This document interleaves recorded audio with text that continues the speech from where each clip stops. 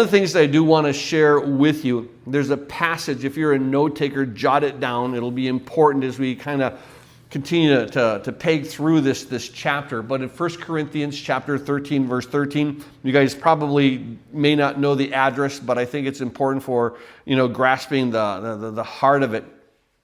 But it says this: now abide faith, hope, love, these three, but the greatest of these is love. And I think it's important to recognize that when you have faith, you have hope, you have love, the greatest of these is love. One of the things that you may not have realized, and we really haven't looked at it until now, but verse 5 of Romans 5 is the very first time that the word love, or agape, is mentioned in the book of Romans. So keep in mind, he doesn't do love until chapter 5. Initially jumps right off of the bat. When we were in Romans chapter 1, verse 5, it talked about through him we've received grace and apostleship for obedience to the faith.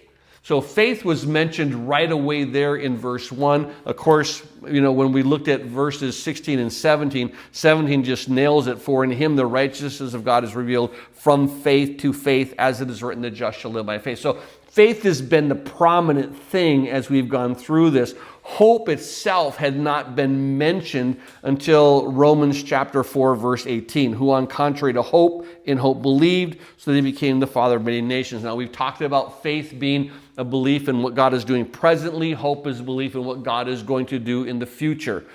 Now when we come to this area of chapter 5, initially we see in verse 1 is, therefore we have been justified by faith. So faith is the first thing that comes out in this. In verse 2, through whom we have access by faith into this grace in which we stand and rejoice in the hope of the glory of God. So you have this faith and hope. Those are always the precedents here as Paul's doing it. But now he begins to anchor us into something amazing: God's love.